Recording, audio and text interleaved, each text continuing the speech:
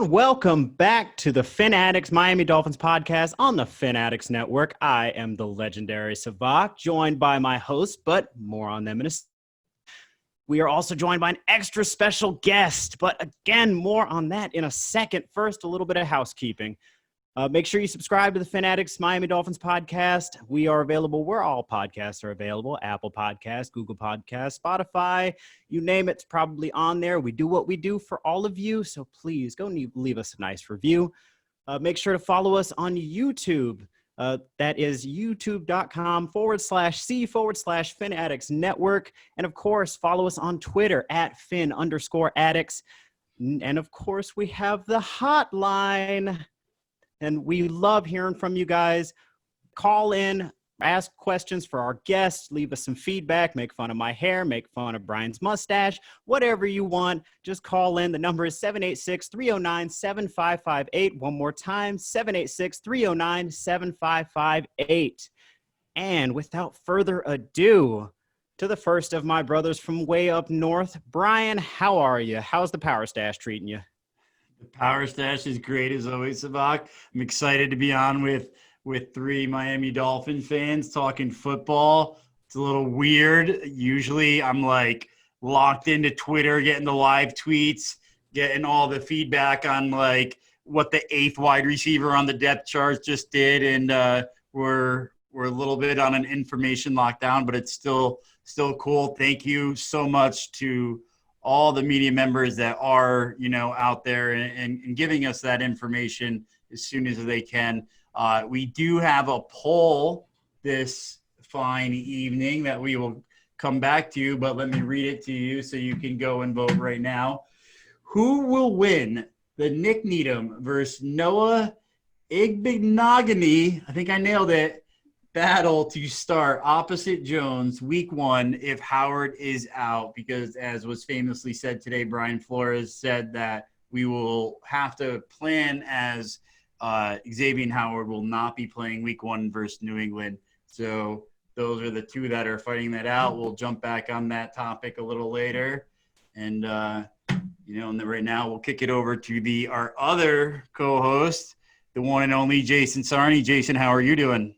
I'm doing relatively okay because there was some news out of camp that obviously left us all upset with Vince Beagle tearing the Achilles and an absence, which we'll speak about and hopefully not get too crazed about. But other than that, guys and gal, I'm okay. Very cool. I know these are such uncertain times. But of course, as I said earlier, we have a very special guest with us today. Now, she is a self-proclaimed bad gamer and good worder, currently working with 5 Reasons Sports. It is my honor to welcome Kylie Rae Wang. How you doing, Kylie? I'm great. Thanks so much for having me, guys. It's our pleasure. So tell us, I know that you're with 5 Reasons Sports now, but I mean, you've done work with several other publications in different places. What are you working on these days? So right now I am really focusing on 5 Reasons Sports. I also write for the Coral Gables magazine. That's mostly Coral Gables news, so it doesn't have so much to do with sports. And I've dabbled in the past doing freelance work for the Miami Herald. That's actually how I got my start. I'm sure we'll get to that later. But so I did the freelance high school sports beat for the Herald for a while. They don't have any money right now, so I haven't done that in a while. And for a while I wrote for Dolphins Wire on USA Today.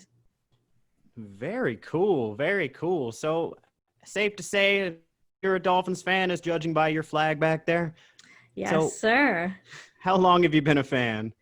Since I was a kid or a baby. I have shirts from when I was a baby. My dad got me into it as a kid. Long story short, he really wanted a boy, and my mother was not willing to pop out another child after 2. So he made do with what he had, and that was me. I can dig that. See, like many of us, we inherited it from our parents. So much like our very own Jason Sarney, Kylie has the honor of being on the Miami Dolphins Zoom press conferences. So Kylie, what has been your takeaway thus far? I will say that they're handled very well. One of the things that I noticed, I've only been on a few so far. Now, the ones that they've been having recently have kind of been during my class schedule, which is really unfortunate. Also, being a student and reporter does not mesh all the time. But what I noticed about some of the things that the coaches were saying was that this emphasis on communication and, having these Zoom meetings with, it's so different, and the technology that is like coming out and having to be put into place because of COVID-19, and just being able to still communicate well and effectively. And then on the other side of things is players will come in and talk about the same thing and say, the coaches are doing a great job of communicating. So it's nice to see that it seems to be working. The Dolphins seem to have just been first class and cutting edge on all of the COVID stuff. They have the light bulbs that I guess that are really cutting down again on the on. I'm losing words here, but they prevent the spread of COVID. They're just anything that's coming out that could help this team stay healthy. The team's Miami Dolphins is far and ahead of the rest of the NFL, so that seems really cool as well. Yeah, I spoke with, or I didn't speak with, but I saw Devin Gotcha speak, and he was talking about how he tested, it was a false positive, and sort of, I don't think because of his false positive, but because of the amount of false positives that they were getting, the NFL has now implemented this new process where within, 10 to 15 minutes, you can get another test result. You go to a different, I think it's a cardiologist, go to a different doctor, you get a test within the next, within a day or so of your first test being positive, you get tested again, and you get the results back like fantastically quickly. So that's, I think, how they're handling it now, which sounds great. And I think that's being implemented league wide. Very cool. I have noticed that Miami's been on top of like, well, not the pandemic, but, preparations for a season going through the pandemic. I think we were among the first teams to get an actual pandemic specialist on staff. So been very proud of our team so far. There's a really interesting side note too. I heard today, only 12 players in the NFL currently are on the COVID list, Xavier Howard being one of them. But out of 2,500 players, there's only currently 12 players on the COVID list, which is amazing. Impressive. Yeah. And they're not in a bubble, and we're still getting those kind of results. Yeah, and I think it's important to note that, some of those players may not even have COVID. They may have just been potentially in contact with someone who did. Exactly. Which I guess we can just take that and go right on into our Dolphins topics. What do you guys say? Absolutely. So, that's right. We did get that bad news earlier today. We lost one of our premier defenders from last year, Vince Beagle, and it was confirmed by Joe Shad, previously on the show not too long ago, that he tore his Achilles. Kylie, what are your thoughts? Obviously, this is just a really big loss for us. I think we did a pretty good job of picking up players in the draft and off of, how we've been doing waiver wires and just picking up, these little misfits and turning them into, actually good depth players. So I'm hoping that we're going to be able to maybe not replace him, but at least come up with a solution to that problem. We won't really be able to tell until the season starts, but obviously it's a really big loss. Absolutely. Brian? Yeah, it's, I think we can replace Vince Beagle on the field. Our linebacker core is just pretty deep, but it's just sad. This guy, he bounced around his first 3 years in the league, and he finally found a place in Miami. We ended everyone was like, when we traded Kiko Alonso for Vince Beagle, everybody's like, what are you doing? And we won the trade. He had better stats last year than Kiko Alonso. It was just great to see him to be able to break through. He's an unbelievable human being. I donated to a GoFundMe he made for somebody up in Wisconsin trying to get them a wheelchair accessible van. He's just a great guy. And, he had his breakout year. And it's just awful that he has to endure this in what could have been such a big season coming up for him. Absolutely. I think that you just touched on something that probably goes a little unnoticed at first glance, is that the loss of that bit of leadership in the locker room might be a little tough. Jason, what do you think? I think with Beagle being hurt, that's unfortunately the worst linebacker that could have been hurt for us. The reason I say that is because he could have played all over the linebacking areas of the field.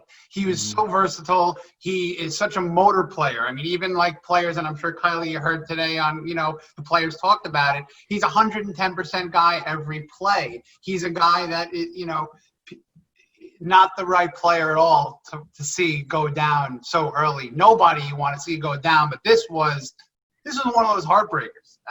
And you can't really replace a guy who has the heart like a Vince Beagle. Mm-hmm. To the points made, you got to be at least thankful that there are players that have been brought in, a slew of other next men up, next guys up. Who's going to come on in and say, you know what, we're a team. Vince went down. We're going to pick ourselves up despite that and move forward. But I wish the best to Vince. He's a terrific human being, as Brian said. And again, and for those of you guys interested, his stats from last year: 32 tackles, 2.5 sacks, 1 interception, 7 tackles for loss, and 13 QB hits. So his presence is probably going to be missed.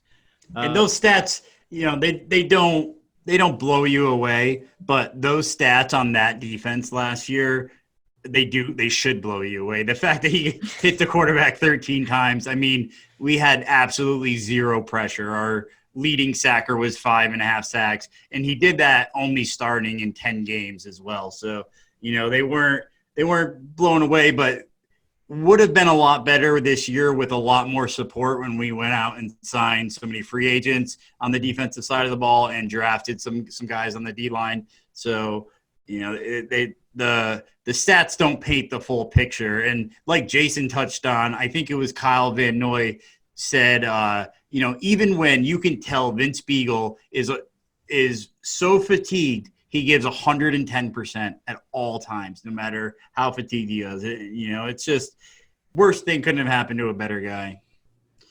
Mm-hmm. Which I guess gets us looking at the rest of the defense. We heard about Emmanuel Ogbah. Is that how you pronounce that? I'm not 100% sure. But he has apparently looked elite and on another level, according to Travis Wingfield.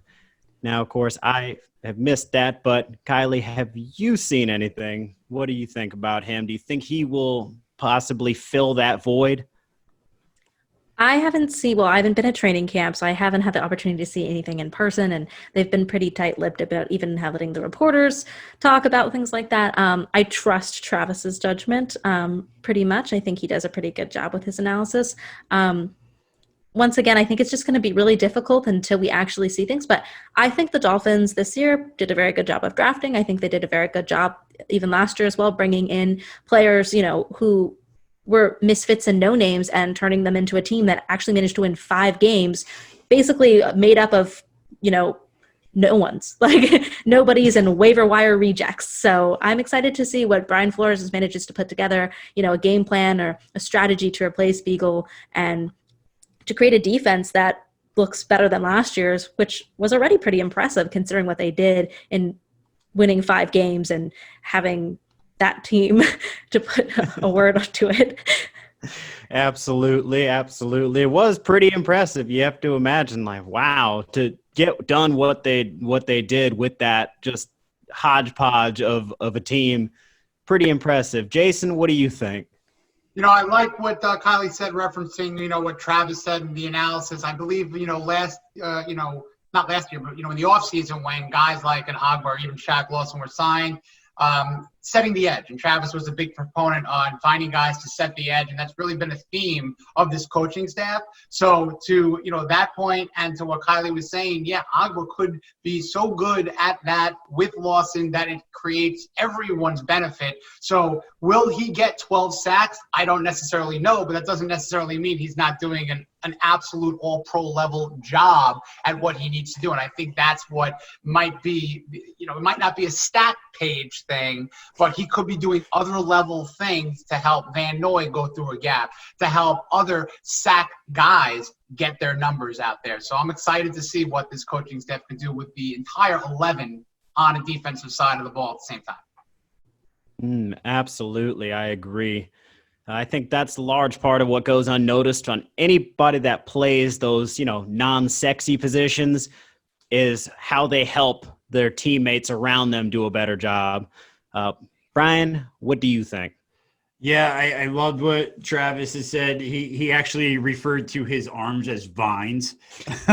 He said that Jesse Davis blocked him once in 11 on 11s, and he said only once because he was getting through every time. And if you look at what this guy did last year, if we we didn't go out, we didn't sign Javion Clowney. We didn't go out and sign like a Lawrence Taylor, just completely dominant pass rusher. But if we found a budget dominant pass rusher, I think it will be Agba. If you look at his stats from last year, he only played in 10 games due to injury. He had 5.5 sacks.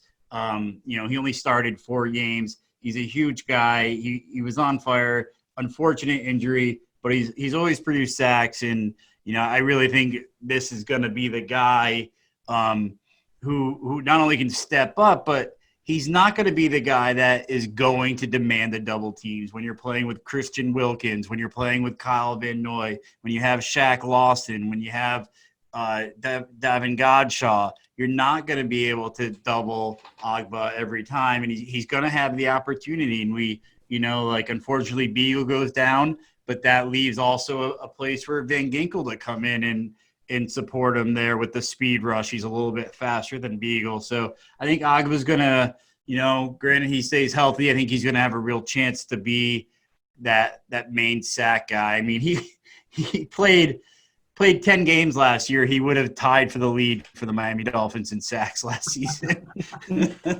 And I wanted to go off something that Jason had said. He said that this isn't going to be a stat sheet guy. And I don't think that many people are. I think that largely this season isn't going to be about stats. I think that that's one reason why the Dolphins are so underrated this season, because, a lot of the guys that we brought in, first of all, I mean, they're new. They're like I said, a lot of them haven't been proven or tested yet.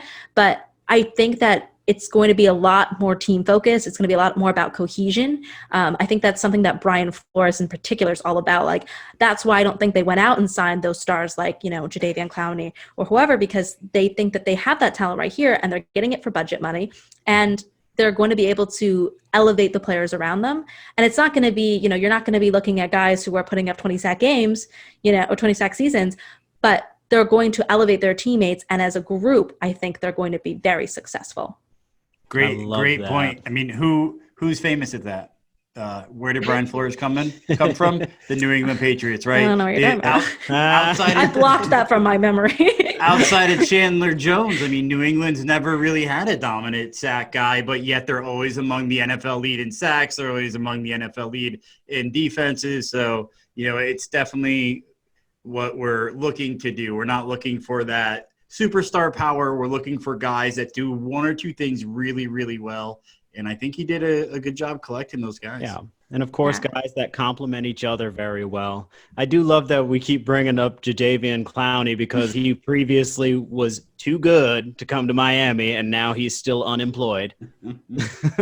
But speaking of, I guess, getting worked and getting paid, we've been getting some updates. Finally, Twitter's going crazy. We've finally been getting a look at Tua in pads. He's slowly getting worked in.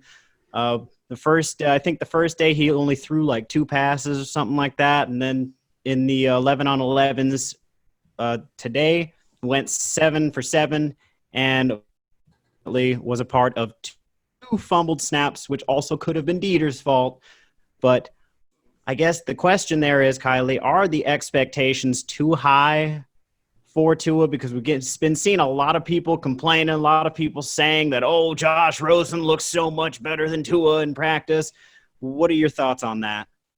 So from what I heard, actually, hearing Tua himself speak, I mean, he's a guy that has a lot of confidence. You can tell just by the way he walked into the room and he was, joking around immediately and just, was very charismatic. I think that he's not going to care and not going to listen to what these, sofa coaches are going to tell him. I don't think he's worried about that. And he said something when we were on this press conference about how, we were talking about his hip and is he worried, blah, blah, blah.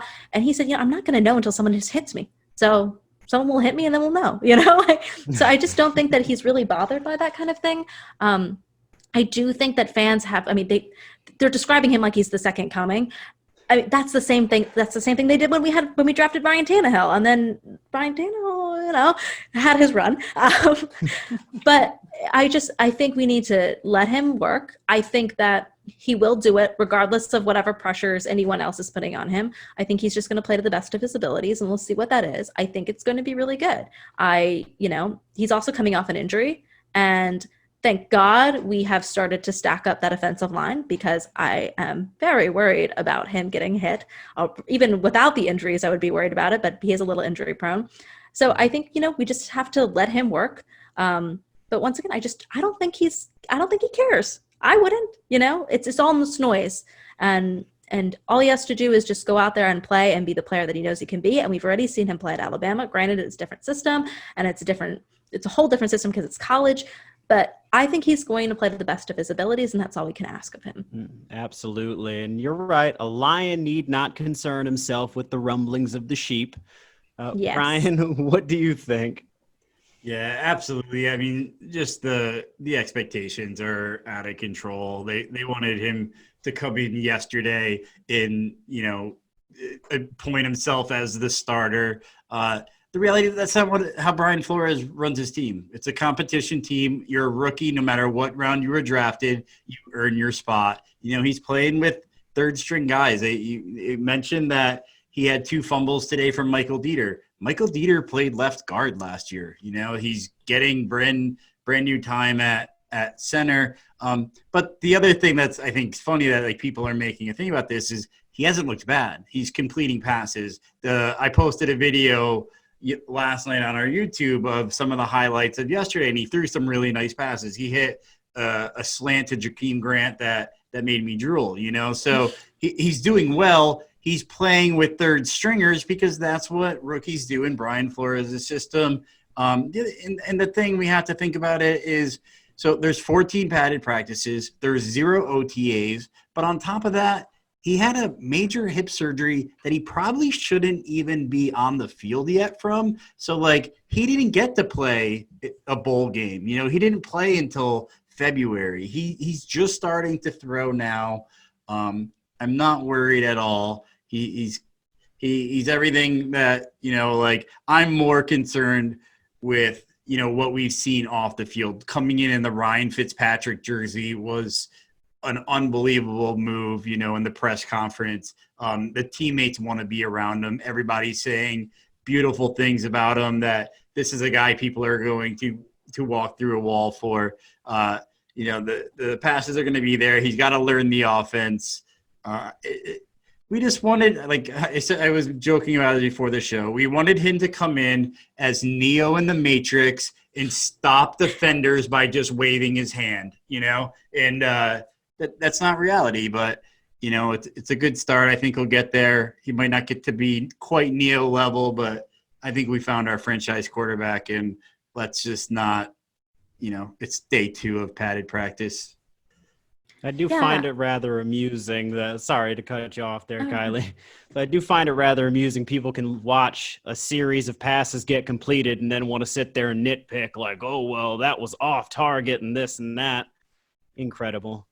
There was literally a yesterday. So he had Tua hit a 15-yard pass, but on the same play at the same exact time, Rosen hit Grant on a 60-yard pass. They both completed their passes, and they both were beautiful passes. But because Rosen's was further, people are like, "Oh no, Tua's not the guy."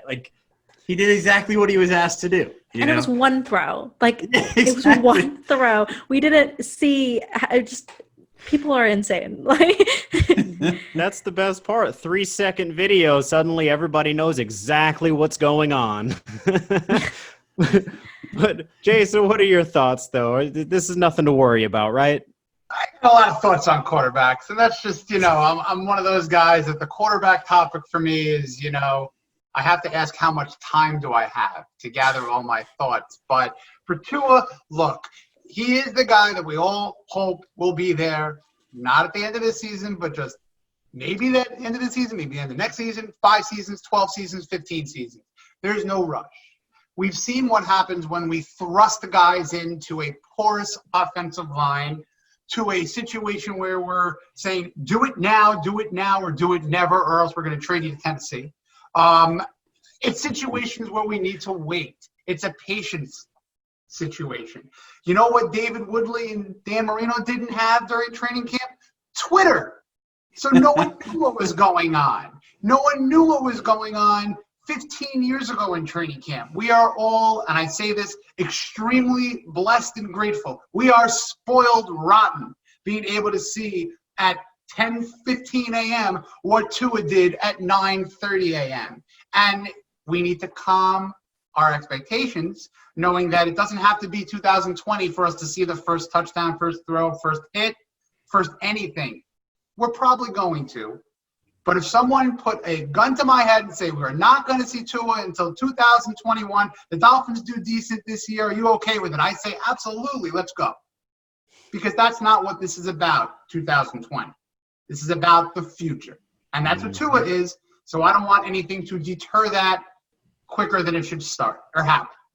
I think the biggest point about Tua so far in training camp has nothing to do with Tua. It has to do with Solomon Kinley has looked really good at right guard. It has been Austin Jackson has looked what we hoped he would be at left tackle. It is Ted Karras has been Travis Wingfield also pointed out that Ted Karras was the star of the offensive line today. So I think that, to me, shows a lot more about when Tua is going to play, how Tua is going to play, when we all feel safe about him being out there. I want to hear about Robert Hunt. I want to hear about Austin Jackson. I want to hear about, Ted Karras before I hear about what Tua is doing, because until we get those guys to gel, I am Tua, I've ordered 3 Tua jerseys. Love the guy. I don't want to see him play until that O-line gels, I have a Robert Hunt jersey and an Austin Jackson throwback on the way. So I'm with you with the offensive line. That's dedication. I appreciate that. So, do we have any love for our backup quarterback, currently on number 2 on the depth chart, Josh Rosen? According to Omar Kelly, Josh Rosen has been a star both days. The quote is, "The arm is live and the decisions are better than last year." Where are we landing on that, Kylie? I think it's going to be obviously, if anyone is going to be the face and future of this franchise, it will most likely be Tua. But on the 1% chance that Josh Rosen comes out and is just a different player, a different person, he's just throwing dimes and downfield and, whatever he wants to do, and he's just doing it right. I would love that, honestly. I want to succeed, but I also want to see Josh succeed. I feel like just his career, very short and very bad, but not that his playing has been bad, but bad in the sense that they've just thrown him into such horrific situations. It's a nightmare to start off your rookie career behind the Cardinals offensive line, and then he gets traded over to the Dolphins, and the Dolphins offensive line, it's just, what a nightmare. This poor guy. I'm so wonder he can even throw anything under pressure. And that's what we did to Ryan Tannehill, and I stand by that statement. I think we did Ryan Tannehill very dirty. You look at him over in Tennessee right now, this last season, and he was doing so well. It's because he had that extra half second to throw, which is all he ever needed, and we just couldn't find a way to give it to him for some reason. And I just hope that doesn't happen at Josh Rosen. I hope that doesn't impact the development of his career as a pro. Absolutely. It'd be nice to see him actually get a shot. Yes. He doesn't even this year. It's like, the fans already have written him off. Mm-hmm. I haven't heard anything. No one seems to care about him other than Mr. Omar Kelly. so it's just, but I would love to see him succeed. I would even love to see him start this year. See that, and Omar Kelly and the contingent of Josh Rosen truthers on Twitter. Right. I know that they've been fairly active. Jason, where are you landing on the Josh Rosen debate? It's a very beneficial thing to have a good problem of 3 viable starting quarterbacks potentially. So if the season starts ideally, it's going to be probably Ryan Fitzpatrick unless something disastrous happens, or he just does not look good at all. In which case, it should be Josh Rosen to see what we have. Because is he going to be a Dolphin in the next 4 or 5 years? Probably not. But can he perform well 3, 4, 5 games, even 3 quarters to up his value? So maybe the Dolphins can say, there's an opportunity in an NFC South team. Let's trade him for a pick or two. You know what? God bless him. I hope he does well. Kylie, to your point, he has had 2 of the probably worst situations to start a career for any first-round quarterback in recent memory. So, yes, you feel for the guy, and you want to see how he ascends to that. You know, it's not what you do, you know, when things are going well. It's what you do when things are going rather lousy in your life. So this is a year where Rosen's career can go up, or it could just basically be a stagnant playing for a 2 or 3 spot quarterback for the rest of his career. I think we're going to see him, and I do hope that he plays to the best of his ability to up what is basically right now a net loss in the Cardinal trade. Mm-hmm. Brian? Yeah, first we have to give this shout out to the friend of the show, Lindsay OK. I'm sure she's just dancing a jig with all the great comments coming out of Rosen. Also, a good friend of the show, Milton, who is a Josh Rosen truther, has got to be dancing as well. They're both just loving it. I think the most telling fact of Omar Kelly reporting this is there was no, and I don't know if it was really that Omar Kelly was that big of a detractor of Josh Rosen last year. He didn't have a lot of positive to say about Josh Rosen last year, but there wasn't a lot of positive things to say about Josh Rosen last year. But I don't think there's ever been a doubt about Josh Rosen's ability to play quarterback. The guy has an arm. The guy can play. The problem that Josh Rosen has had is since college, I think he's had 7. So his 4 years in college and then his 2 years in the NFL, I think he's had 7 offensive coordinators. So the guy doesn't know how to read defenses as somebody like, you know, Tua, who's been having all these, you know, been on these elite teams, been with these elite coaches. You know, UCLA was not good. UCLA, it was not, you know, they didn't have the best coaches. They didn't have the same thing. You know, having a chance this offseason to throw to some of the same guys. You know, he hit Jakeem Grant on a 75-yard bomb. He got to play with Jakeem Grant last year a little bit, you know. So, like, I'm not surprised that he's doing well. He's 23 years old. That makes him younger than the first draft pick of this year's NFL draft in Joe Burrow. You know, and this can be nothing but great for us. You know, if you know, I don't even like to mention this, but, you know, everybody remembers what happened in Washington. They picked RG3. He came out. He won Rookie of the Year. He won a playoff game. He had a devastating injury and was never the same. That same year, they drafted Kirk Cousins in, I believe, the 3rd round. And Kirk Cousins was a really good quarterback. 4th round. But anyway, he played for them quite well. He then got the biggest guaranteed contract in NFL history. You know, having quarterbacks is never a bad thing. Even if he doesn't play, but he plays well in season and he brings up his trade value, and maybe finally somebody is willing, you know, to have what Tua has, to have somebody that believes in Josh Rosen, to build around him, to build the offense that he's perfect for, which he hasn't had, I think would be great for him. So definitely rooting for him. But again, it's day 2. You know, he's playing with guys at the tier above Tua. He's getting more first team reps into it because he is a returning player. But you know, I'm rooting for him. I think he's a great kid, and I hope it continues. Mm-hmm. I like what you alluded to there, because that has been the one thing that's been missing from, like, his playing career from college all the way up to this point is just consistency. Some semblance of consistency in the situation around him, and now he finally has that. And I think the people that are trying to point out that he's doing better than Tua in training camp, I mean, well, he should be, because Tua's a rookie. It's his first NFL training camp. This is Rosen's 3rd. Now he's finally got a group of receivers that he's thrown to before. I'd be more shocked if he wasn't outplaying Tua. And Yeah, the other he's thing, familiar with the playbook. Yeah, exactly. the other thing too about him too is there's been so much pressure on this kid. He was an Elite 11 quarterback. He went to a college with no talent, probably one of the worst colleges in California. You know, there's just been so much pressure on this kid since he was 17 years old. For the first time, it's not there. You know, they're just allowing him to come in, compete. They're talking about Fitzpatrick. They're talking about Tua. They're just finally Josh Rosen just gets to be a teammate, gets to learn, you know, some of the things that a 23-year-old professional football player needs to learn. I think it's great for him. I agree. Well, I guess talking about the wide receivers, though, we heard that Preston Williams was seen returning punts today, and he was not seen at practice today.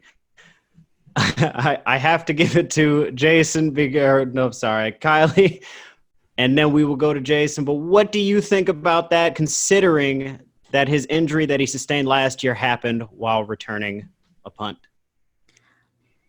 I want to say that I understand why he's returning punts. And I guess that, like, there's a modicum of logic to it. But I wouldn't do it, personally. Then again, I'm not an NFL coach. And I never claimed to be. And I have no such experience as such. Mm-hmm. But he's a very valuable player.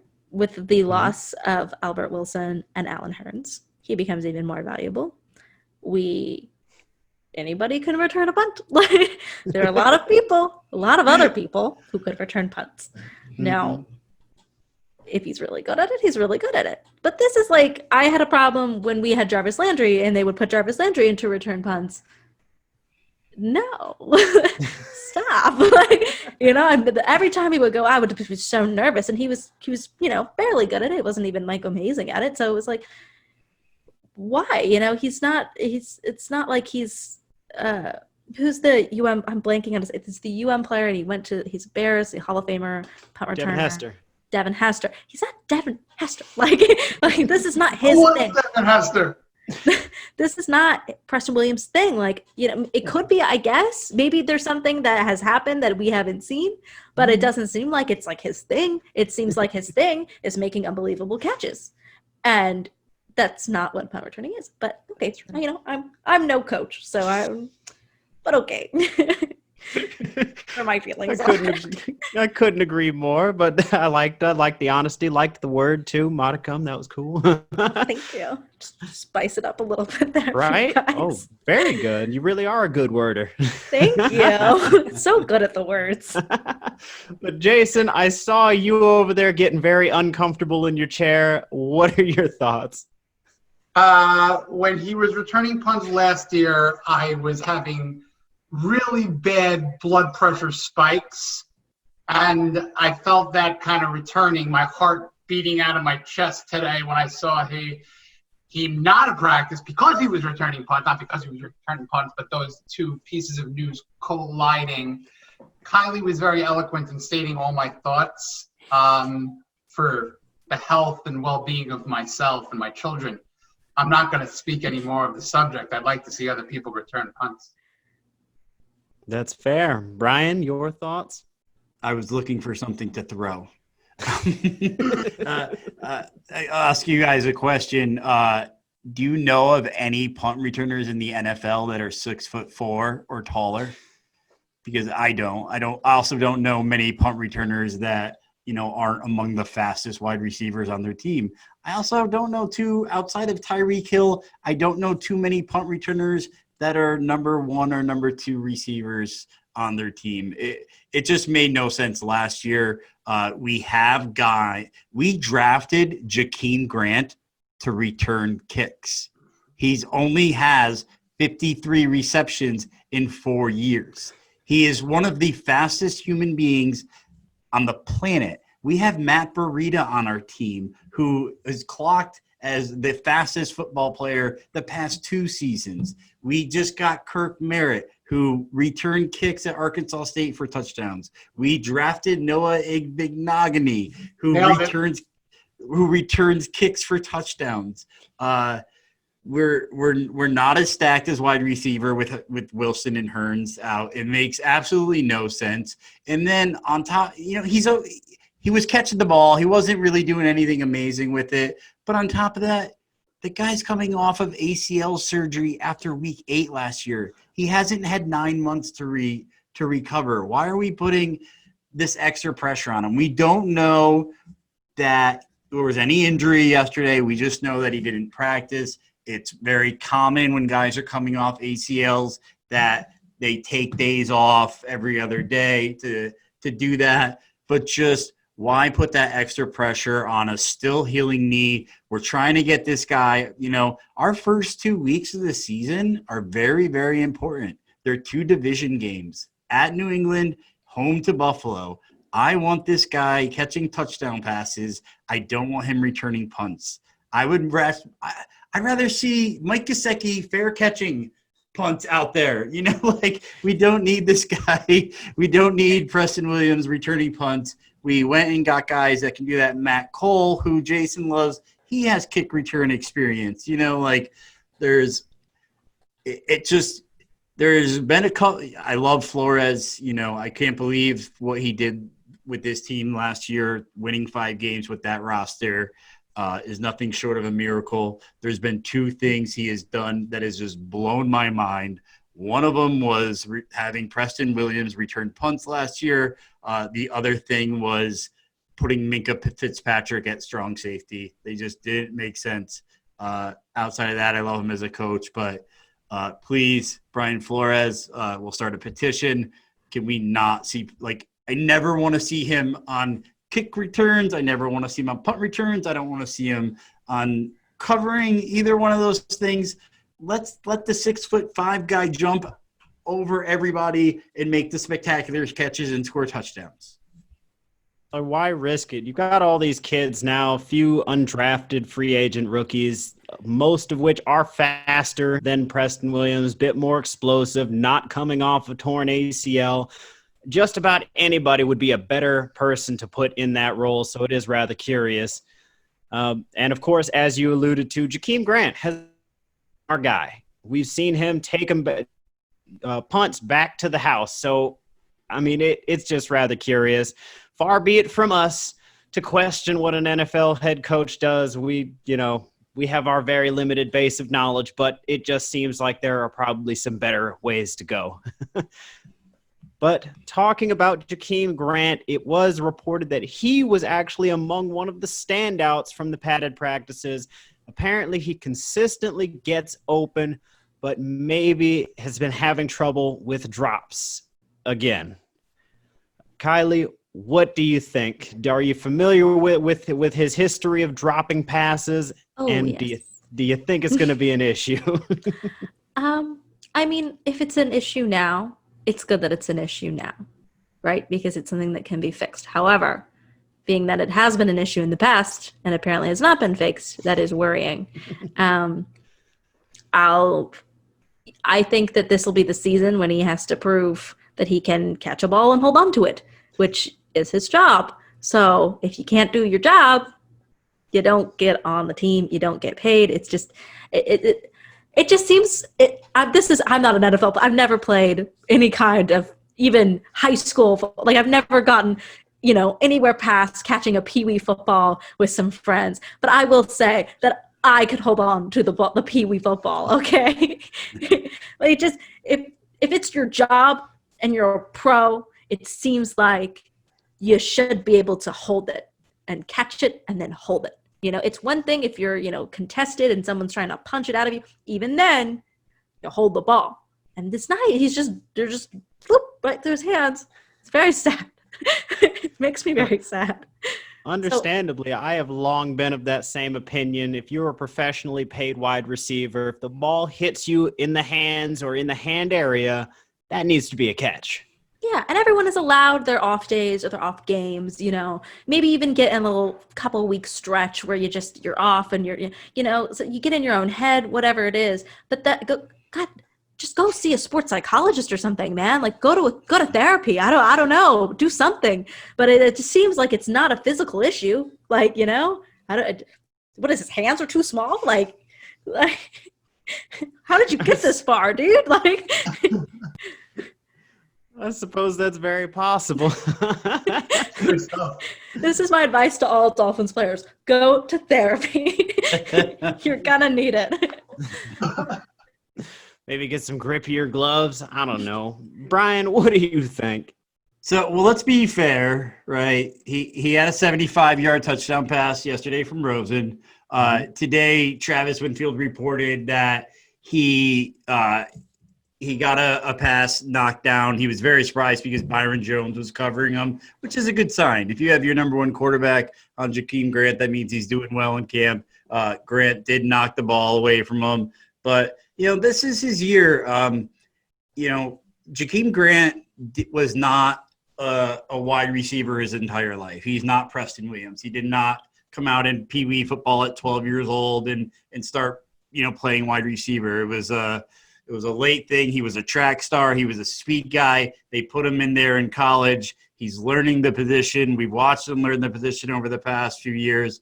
But unfortunately, and you've seen it. Julian Edelman is a guy. We just drafted Malcolm Perry. Julian Edelman came in from quarterback, and he had to learn how to play wide receiver. In his fifth season, he started catching about 80 balls and hasn't stopped doing that since. So, Jakeem Grant needs to do that this year. With Wilson and Hearns opting out, this is his year. He has to stay healthy. He has to catch the ball. He has to stay on the field. But he has looked good in camp. There's been some very positive things. You got to love the guy. I don't think anyone on the Dolphins worked harder this offseason than Jakeem Grant. I follow him on Instagram every single day. He was posting live videos since, I think, the day after the Patriots, the upset win in Foxborough. He was already training for this year. He really, really wants to be a wide receiver and not just a kick returner. So rooting for him. Keep it up. Catch the ball. Let's, this guy, I think it's going to be his goal to beat Burrito's clocked, time this year. So hopefully we get him on one of those 60 yards and he has a chance to topple Matt Breida on the fastest touchdown of the season. And, with the loss of a couple guys, I'm really rooting for him. Me too. Jason, your thoughts? Big Jakeem Grant fan, but, the drops are a problem. Sometimes with a guy like Grant, he could be moving simply too fast for his, eye hand to the ball to running to the end zone. He's going like Flash, like a superhero, just too quick.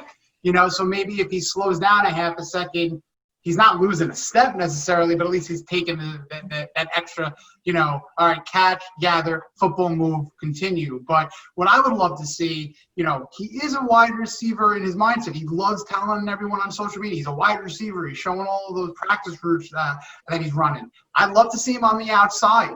People have to start realizing he's not necessarily a slot guy because he's a short receiver. He loves burning guys on the boundaries. And if you could put him and let's say in a Chan Gailey 4-wide set, you throw Parker and Grant on the outside. Preston Williams did pretty well on the inside and slot last year. You throw Gesicki on the opposite slot. And how are you defending that? You just send Grant on a go. And then you have the open, an open middle of the field or the other guys to worry about. So Jakeem Grant could be getting a lot of burn, a lot of reps. He might not necessarily, again, be a stat sheet guy, but there could be a lot of value to when Jakeem Grant's on the field. I would love to see a return punch, though. That's one person I would like to see. Absolutely. And that's the funny thing. I know he hasn't played a whole lot of wide receiver, but in college he was a number one. In fact, his senior year he had over 1,200 yards and 10 touchdowns. Now, of course, it should be factored in, I guess, that his quarterback was Patrick Mahomes, but that's a still little helps a little fact bit, right there. Right? Like a little factoid. But I am hoping, I am hoping that he gets those hands under control, because would love to see that all that progress come together and, him just become a more complete receiver, because as Brian alluded to, he has been making great strides in his route running. That's why he's been getting consistently open.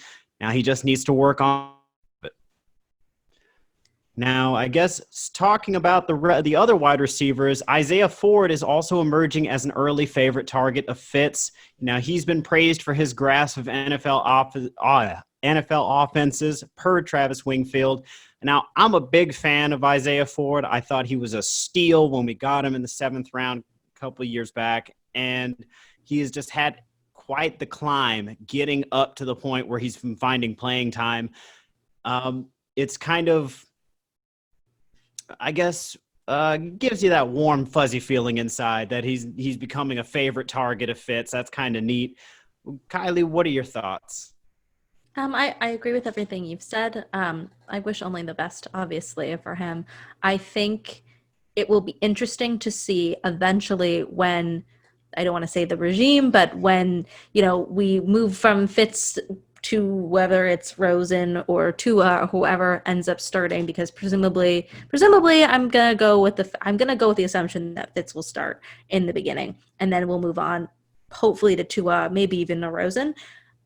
If so, will he see a drop off, and how big will that be? Is it, if it's so much so that he doesn't see as much production? Like I hope that he also finds chemistry with the other quarterbacks. Mm-hmm, absolutely. Jason? You root for a guy like Isaiah Ford, and, I do hope that the chemistry, continues not just with Fitz, but when there is that changing in the guard, as Kylie you alluded to, whoever it is, Ford is a guy I think you want on this team. He was drafted. He went through the practice squad. He went up. He went down. He proved himself. That Jet game, he had a great performance against a rival, and when you're getting the faith and the confidence from your veteran quarterback, who obviously that will trickle down to your other quarterbacks in the room, it's big. So I think that he could be a very big X factor for this team this year, and I am pulling for him. One thing should be noted. Oh, go ahead, Kylie. I'm sorry. Just, I was going to say, and in a year when, we're kind of lacking at receiver, we need him to really show up big. 100%.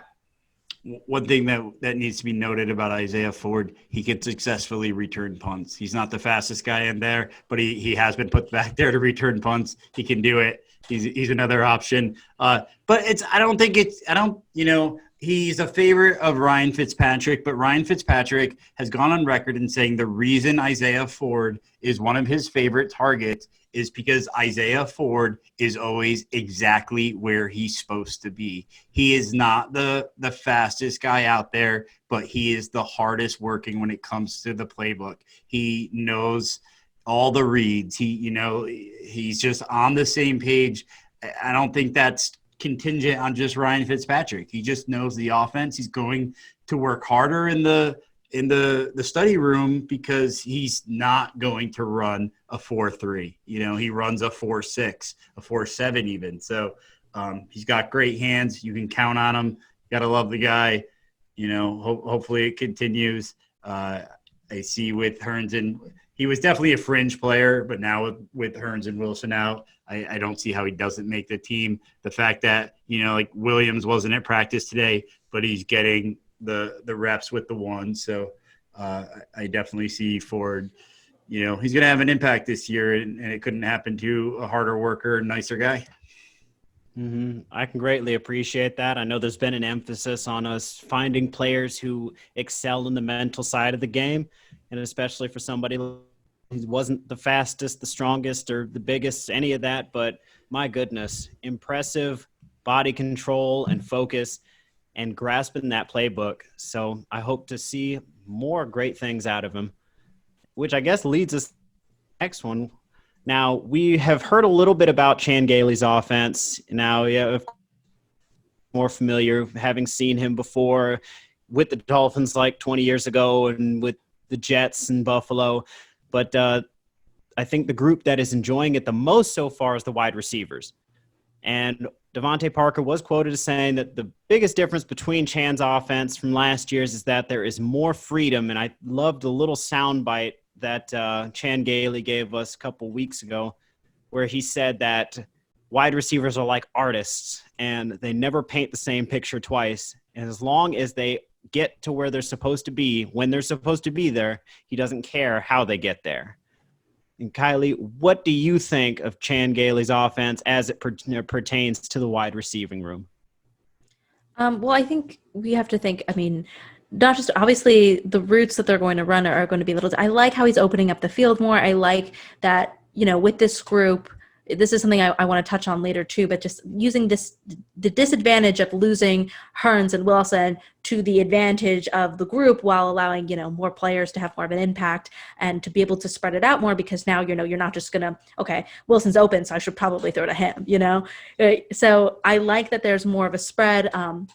I like his formations a lot. I think he's a really interesting offensive coordinator. And I think that what is going to be really interesting and to see is because he has such a reputation with Ryan Fitzpatrick and with our quarterbacks coach.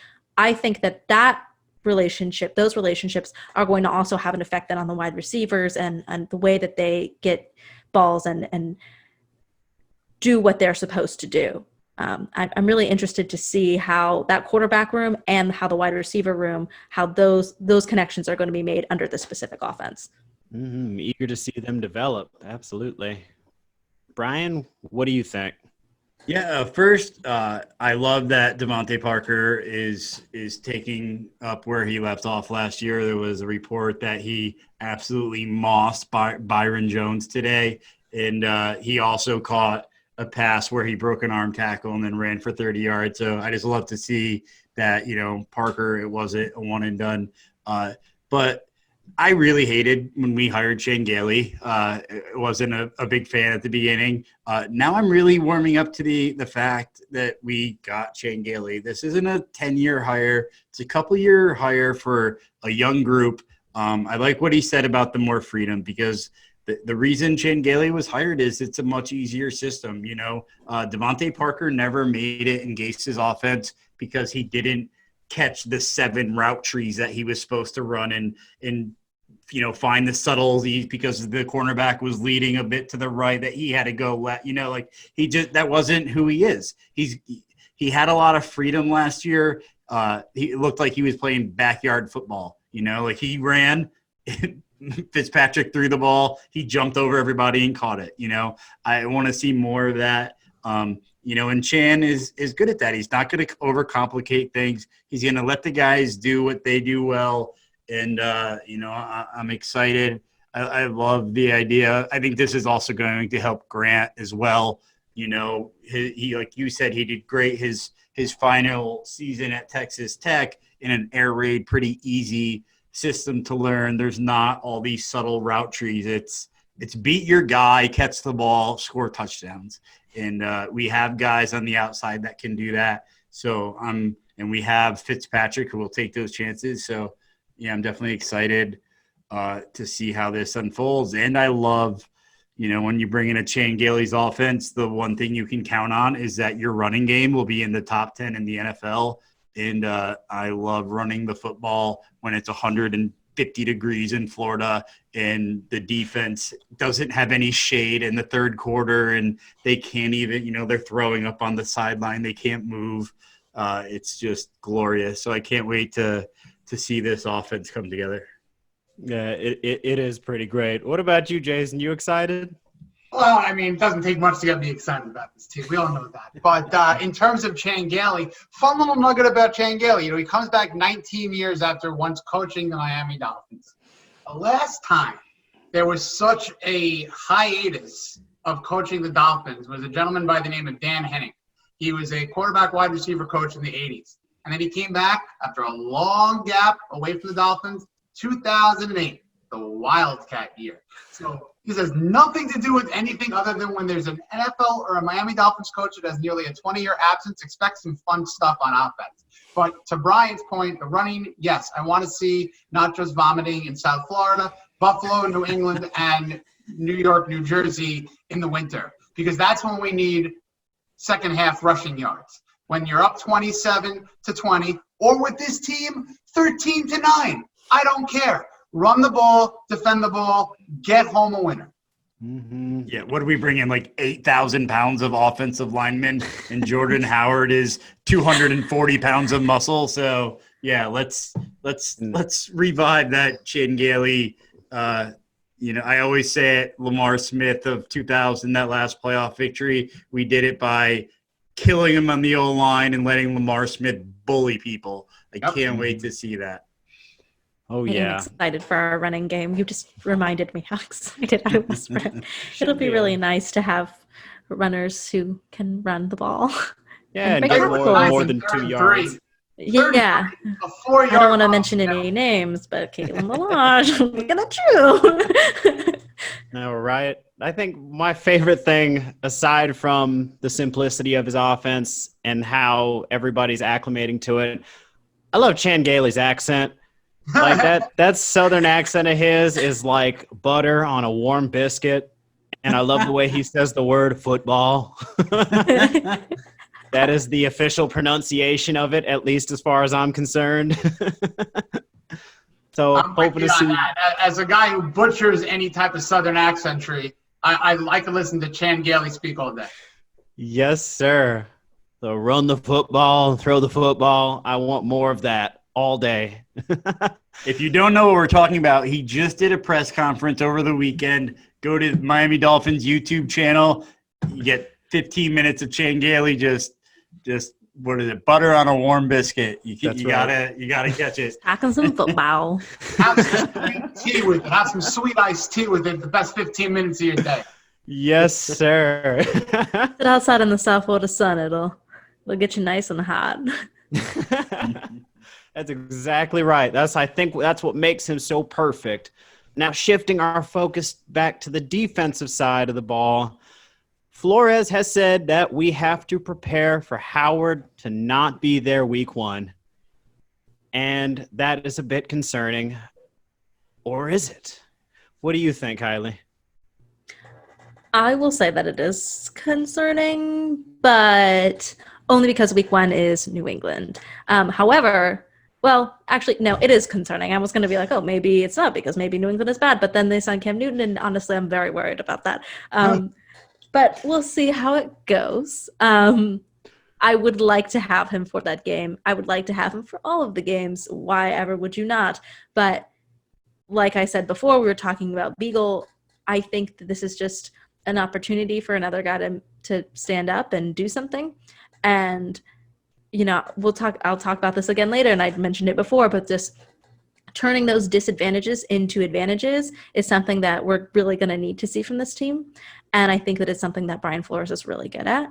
I also think that we have out of nowhere, I won't say out of nowhere, but over the last few years, this amazing secondary has appeared almost magically, it seems. And I know that a lot of work has gone into that, but it's been so great to see, because I remember for years just despairing at the offensive line first, the secondary second. And now we have a lot of depth there, and I'd like to see some young guys step up and show that they can go and be depth players behind Xavier, and when he's out, we have someone to fill that gap. Mm-hmm. Absolutely. I want to see that too. Next man up mentality. Jason, and I'm sure you've done a little bit of digging into it. What are your thoughts of this group? And, of course, Xavier Howard's absence? The two favorite position groups that I've always had are wide receivers and cornerbacks. I love our cornerbacks. It reminds me of the days of Patrick Surtain, Sam Madison, but there are other players in those backfields of the secondary that you have to think about. So you start thinking about guys like Noah Igbenogany and Nick Needham. Now, here is what Kylie referenced to. Let's turn a bad thing into a good thing. Open competition. Xavier Howard is on ice, literally, but he's okay because he's going to be thrusted back into whether it's week 1, week 2, week 3, whenever it is. If Noah Igbenogany and Nick Needham are looking like both number 1 or number 2 corners, then they might have just answered your question.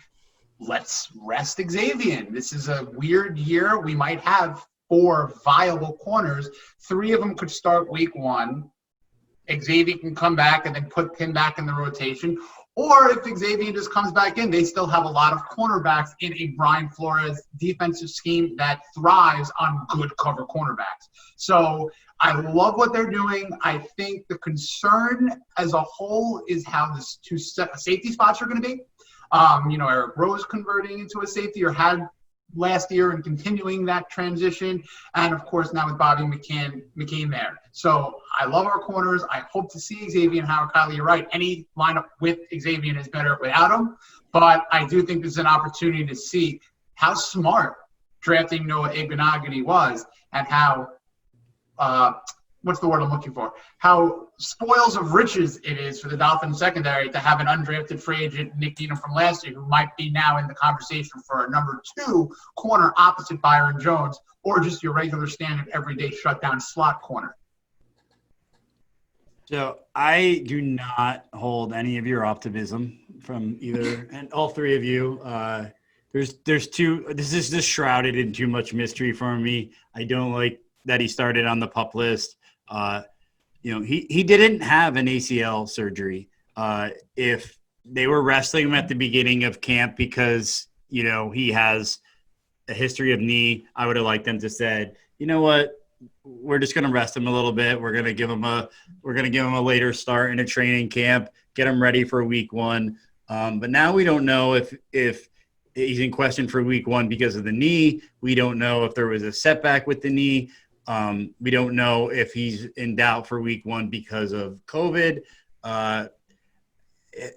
There is no Miami Dolphin on a shorter leash this year than Xavier Howard.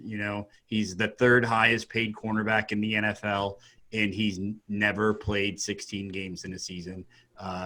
Played very few last year when he got that contract. If he does not, drafting Noah Igbenogany, who can excel at slot, that wasn't a mistake. He's a big physical guy that can move outside. So if Howard can't be the guy that we signed to at the time, the highest paid cornerback, he's going to be on a short leash. This guy needs to play 14, 15 games. I want him there week 1. I want him there. We signed Byron Jones. We got Noah. Some of the older guys like Jason and I remember that 2000 season with Terrell Buckley in the slot and Surtain and Madison on the outside, and nobody could throw. And then Jason Taylor and Trace Armstrong sacking everybody because no one was ever open. He needs to get out there. In week 2, he plays Josh Allen. I think he had more receptions against Josh Allen 2 years ago than any Buffalo Bills wide receiver did. So I want him out there for that. But I would just like a little clarity. I know a coach doesn't need to tip his hand but we also, we're paying this guy's salary. We deserve to know a little bit about what's going on. Is this just precautionary, or was there a setback? What's going on with his knee? And I know COVID, we don't know, but I would like to know what's putting him in doubt for week 1. And I guess that leads us to our poll, which was who will win Nick Needham versus Noah Igbenogany battle to start opposite Jones week 1 if Howard is out.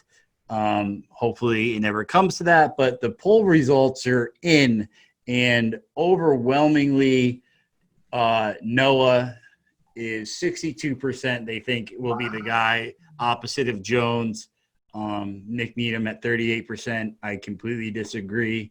I think Noah was drafted to play slot, and if it's a situation where we know Howard's going on PUP for the beginning of the season and might not come back to week 8, then yeah, maybe Noah goes outside. I think if it's for a game or two, I think Nick Needham plays outside because that's where he plays best, and I think Noah goes into the slot and we go that route. But those are the poll results. What do you guys think about it? Well, personally, I was leaning in favor of Igbenogany. If you remember, we actually had this conversation probably a few days ago, right before you guys spoke to Joe Shad. And oddly enough, he mirrored my exact sentiments during that call, which was there's a little bit of concern, and maybe Miami kind of knew that Howard might not be available for week 1, and I started getting that inkling right from the very beginning, from the moment we drafted Igbenogany, because it's like you drafted a corner in the first round who at best was going to be the slot corner, and I don't know. It just struck me as odd. And then we've just been picking up corners. So I'm leaning towards Igbenogany. Should Howard have to miss some time, but I can understand why others might feel that Needham should get the spot, and he's got the experience. So, yeah. Kylie, what do you think? Who do you think should take that? I'm going to agree with Brian. I think Needham gets a spot. I mean, everything that Brian said holds true. And when you said he has the experience, I mean, that's obviously also true. Also, what we have to remember is that these guys who are just coming in, they don't have the same – they didn't have training camp really like the same, and they don't have preseason games. So I don't know. I'd love to see Nick Needham get that spot. I think he deserves it. And I'd like to see what he can do with it. I like that. I know we already know where Jason lands, but Jason, go ahead and tell us anyways. Who is Nick Needham? But anyway, no, number 40 is one of the best stories out there. We all know this, but the fact of the matter is the best 11 guys are going to play. Yep. And the best people at the spots are going to earn those spots. So I'm happy to root for both of these guys to basically go at it and just kick each other's collective you-know-whats in competition. Betting-wise, I think if Xavier Howard is not there week one, we are going to see Needham as an opposite corner and Byron Jones, because that's his natural position. And I do think, as you guys are all alluding to, and as Kylie mentioned too, it's that rookie needs still to learn. There's a lot of uniqueness to this year that even the greatest cornerback rookie might not necessarily be able to be thrusted into a week one lineup for whatever reason. So, again, it's a good position battle to watch, good problem to have, but, that Joe Shad, as you mentioned, Savak, that maybe there was a drafting of Noah Igbenogany because of the uncertainty, the injury to Xavier's knee and whatnot. But, the next guy up, next person up, and that's where we're headed. And this is a fun, going back to that late 1990s, early 2000s defensive backfield. It's going to be fun. The positive note on this, too, is Eric Rowe came out today and said he was training with Igbenogany with and what help me with this, Jason Babaritos is a camp for corners. I think Nick Needham was there as well, just working all summer. And, Eric Rowe said – you could just tell with Noah that this guy doesn't want to be a good cornerback. Like his family, both of them are, I think, Olympic gold medal winners. Like this guy is working hard. He's going to be great. He can see it already. Of course, there's going to be some rookie mistakes. The other really good news is, again, help me with names because he changed it in the offseason. It was Jamal Wiltz, and now it's Jamal Perry, or yes? The Perry, known as Jamal Wiltz, now known as Jamal Perry. So Perry had a great day at camp today for Travis Wingfield. So we do have the defensive backs. We also added the safety in the 4th round. So we have some guys there. So but Howard better get out there. We pay you too much money. One last nugget I want to throw out there. One last little Needham nugget, a Nick Needham nugget. And everyone can go look at this. He trained through a camp called Armed and Dangerous. Some of the more reputable receivers and corners and even quarterbacks trained with these individuals. Nick Needham spent the entire offseason guarding Keenan Allen just on a Tuesday. So he's been checking Keenan Allen. He's been checking all-pro type receivers just because it's training time. So that's not just Needham. That's Igbenogany's got the work ethic.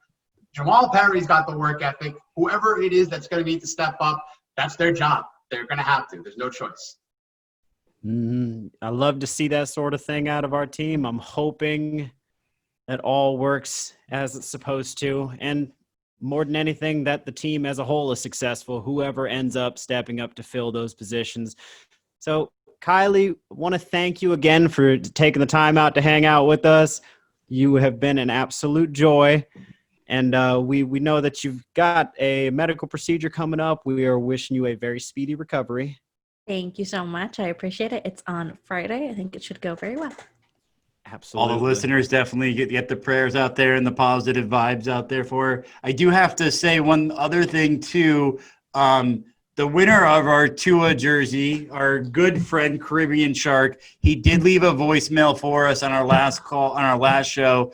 I did not get to it, but he did thank us very much for that jersey. As always, he's a great listener, great person to have as a fan. We have a lot of respect for him, and for sure give Kylie a follow on Twitter, on her new podcast, on 5 Reasons. Check us out on Apple, on Spotify, on YouTube. We're like 5 YouTube followers away from 200, so please get us over that edge. And Kylie, thanks again for joining us. It was a pleasure.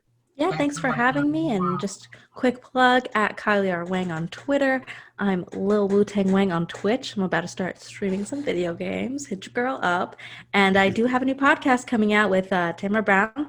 It's going to be called Playing Catch Up. It's through the 5 Reasons Sports Network, and we'll be bringing you daily podcasts Monday through Friday. Quick 5 to 10 minutes. We're going to talk about what you missed the night before in South Florida sports. That is dope. Well, I guess for all of us here at the Fin Addicts Network, and of course Kylie Wang, we just want to give you go out on a quick fins up. Fins up, guys. Have a great, and don't forget to get over to finmaniacs.com and read unbelievable articles from our friend here, Jason Sarney.